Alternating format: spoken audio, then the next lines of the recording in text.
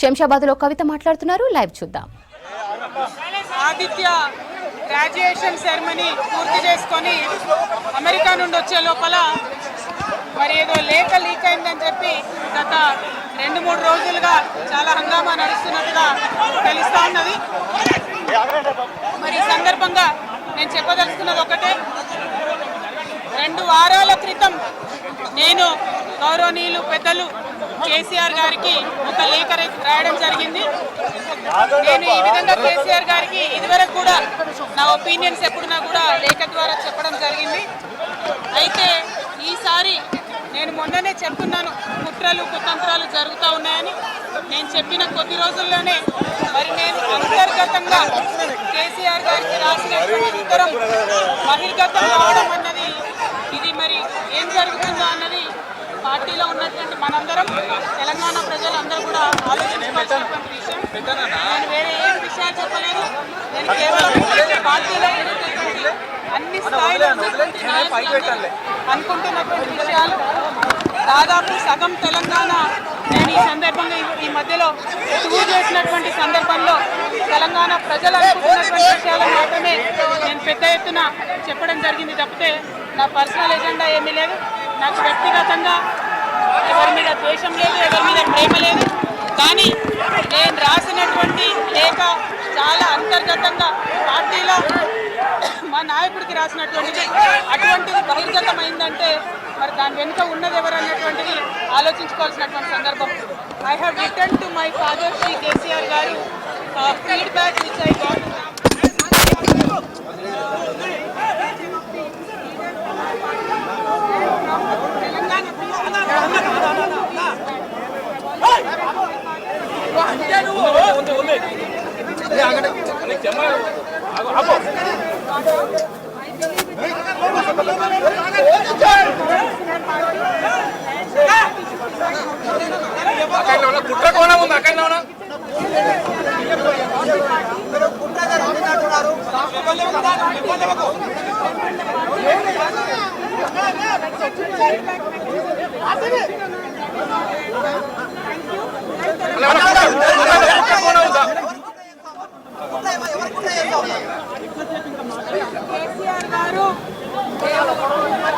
కేసీఆర్ గారు దేవుడు, కానీ కేసీఆర్ గారి చుట్టుకొని దయాలు వాళ్ళ వల్ల చాలా నష్టం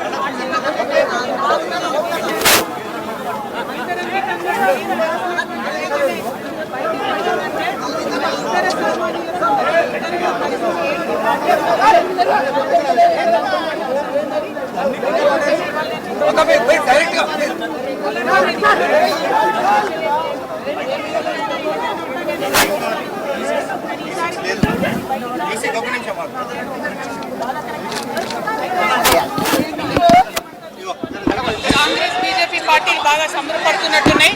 కోతి కొబ్బరికాయ దొరికినట్టుగా ఏదో బీఆర్ఎస్ పార్టీ ఆగమైంది, కేసీఆర్ గారికి ఏమైంది, అంత సీన్ లేదు. మా నాయకుడు కేసీఆర్ గారే. కేసీఆర్ గారి నాయకత్వంలోనే తెలంగాణ బాగుపడుతుంది, ముందుకు పోతుంది. అందులో ఎటువంటి అనుమానం లేదు. కేసీఆర్ గారి నాయకత్వంలోనే బీఆర్ఎస్ పార్టీ కూడా ముందుకెళ్తుందని చెప్పి నేను బలంగా నమ్ముతాను. పార్టీలో ఉన్నటువంటి చిన్న చిన్న లోపాలను డిస్కస్ చేసుకొని సవరించుకొని కోట్లను పక్కకు జరుపుకుంటూ ముందుకు పోతే పార్టీ 10 కాలాల పాటు చల్లగుంటుంది అనేటటువంటి నా భావన. బీజేపీ కానీ కాంగ్రెస్ కానీ తెలంగాణ ప్రజల కొరగబెట్టింది ఏమీ లేదు. 2 పార్టీలు కూడా తెలంగాణను ఫెయిల్ చేసినాయి. ఆ 2 పార్టీలకు కూడా ఆల్టర్నేటివ్ కేసీఆర్ గారి నాయకత్వమే.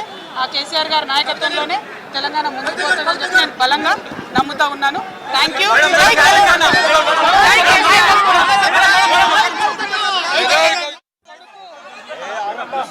ఆదిత్య గ్రాడ్యుయేషన్ సెరమనీ పూర్తి చేసుకొని అమెరికా నుండి వచ్చే లోపల మరి ఏదో లేఖ లీక్ అయిందని చెప్పి గత 2-3 రోజులుగా చాలా హంగామా నడుస్తున్నట్టుగా తెలుస్తా ఉన్నది.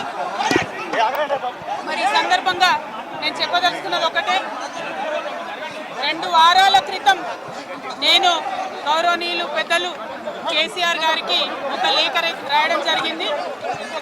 నేను ఈ విధంగా కేసీఆర్ గారికి ఇదివరకు కూడా నా ఒపీనియన్స్ ఎప్పుడున్నా కూడా లేఖ ద్వారా చెప్పడం జరిగింది. అయితే ఈసారి నేను మొన్ననే చెప్తున్నాను, కుట్రలు కుతంత్రాలు జరుగుతూ ఉన్నాయని.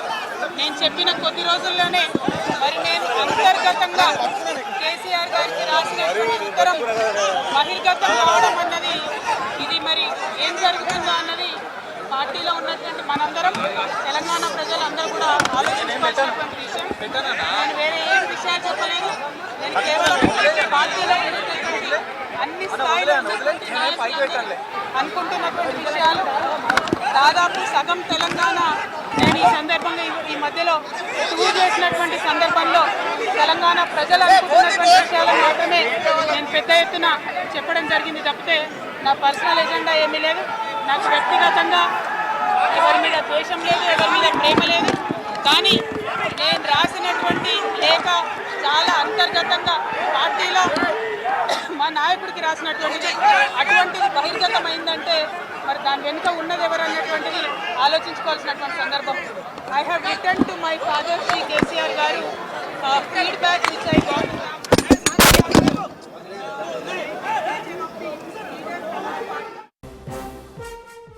ఇదే విషయంపై మరింత సమాచారం శ్రీనివాస్ అందిస్తారు. శ్రీనివాస్, కవిత మాటల వెనుక అంతరార్థం ఏంటి?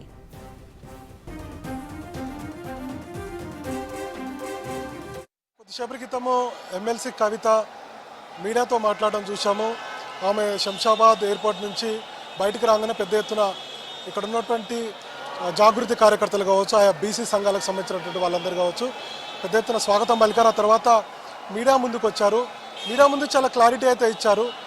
ఈ లేఖ రాసింది నేనే, ఈ లేఖ లీక్ వెనక కుట్ర ఉందని చెప్పారు. సో డైరెక్ట్గా పార్టీలో ఉన్నటువంటి ఒకరిద్దరు ముఖ్య నేతల మీద ఆమె ఈ కామెంట్ చేసినట్టుగా మనం అర్థం చేసుకోవచ్చు. మరోవైపు కేసీఆర్ చాలా మంచి వ్యక్తి, ఆయన పక్కన కొంతమంది అంటే కొన్ని దయ్యాలు ఉన్నాయని చెప్పడం జరిగింది. దీన్ని బట్టి అర్థం చేసుకోవచ్చు పార్టీలో గత కొన్ని రోజుల నుంచి కూడా కవిత కొంత అసంతృప్తి వ్యక్తం చేస్తూ వస్తున్నారు.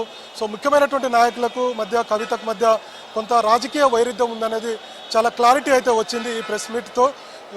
నిన్న సాయంత్రం నుంచి పెద్ద ఎత్తున మీడియాలో ఈ వార్తలు రావడం, కేసీఆర్కు లేఖకు సంబంధించి, ఆ తర్వాత ఈరోజు ఉదయం పత్రికల్లో రావడం, తర్వాత ఆమె అమెరికాలో ఉండడం, ఆమె ఏం మాట్లాడబోతుంది అనేది పెద్ద ఎత్తున ఆసక్తితో చూశారు. అసలు బీఆర్ఎస్ క్యాడర్ ఉంది, అట్లనే రాజకీయ విశ్లేషకులు కూడా కవిత ఏం మాట్లాడబోతుంది, ఏం చెప్పబోతుంది, పార్టీలో నిజంగానే అంతర్గతంగా విభేదాలు ఉన్నాయా, కుటుంబ సభ్యుల మధ్య మనస్పర్ధాలు ఉన్నాయా, రాజకీయ వైరుధ్యం ఉందా అనేది ఒక క్లారిటీ అయితే వచ్చింది. సో మనకు అంచనా ప్రకారం ఇద్దరు వ్యక్తుల గురించి మాట్లాడినట్టుగా అర్థమవుతుంది. ఒకటి కేటీఆర్, మరోవైపు సంతోష్ రావు మీదనే ఆమె ఎక్కువగా కామెంట్ చేసినట్టుగా అర్థమవుతుంది. ఎందుకంటే పార్టీలో మిగతా వాళ్ళ మీద మాట్లాడేంత అవకాశం లేదు కవితకు. కానీ ఆమె రెండు మాటలు మనం అర్థం చేసుకోవచ్చు. ఒకటి, లీకు కాదు, మా డాడీకి నేను లేఖ రాశాను, ఆ మీటింగ్కి సంబంధించి అంటే రజతోత్సవ సభకు సంబంధించినటువంటి అంశాలను నేను ప్రస్తావించాను లేఖలో. సో గతంలో కూడా లేఖ రాశాను, ఆ విషయం మా డాడీకి అంటే కేసీఆర్ గారికి తెలుసు. మరోవైపు ఈసారి కూడా లేఖ రాశాను 2 వారాల క్రితం. ఆ లేఖ కేసీఆర్కు వెళ్ళింది. కానీ ఎట్లా లీక్ అయింది, లీక్ వెనక కుట్ర ఉందంటే ఖచ్చితంగా కేసీఆర్ నుంచి లేదా కేసీఆర్కు దగ్గరగా ఉన్నటువంటి వాళ్ళే ఈ లేఖను బయటికి విడుదల చేశారన్నటువంటి అభిప్రాయాన్ని ఆమె వ్యక్తం చేసింది. దీన్ని బట్టి చూస్తే ఆమె డైరెక్ట్గా మాజీ ఎంపీ కేసీఆర్కు దగ్గరగా ఉండేటువంటి సంతోష్ రావునే టార్గెట్గా చేస్తూ మాట్లాడినట్టుగా మనకు అనిపిస్తుంది. ఇంకొక వైపు కేటీఆర్ను కూడా టార్గెట్ చేసినట్టుగా మనకైతే అనిపించింది.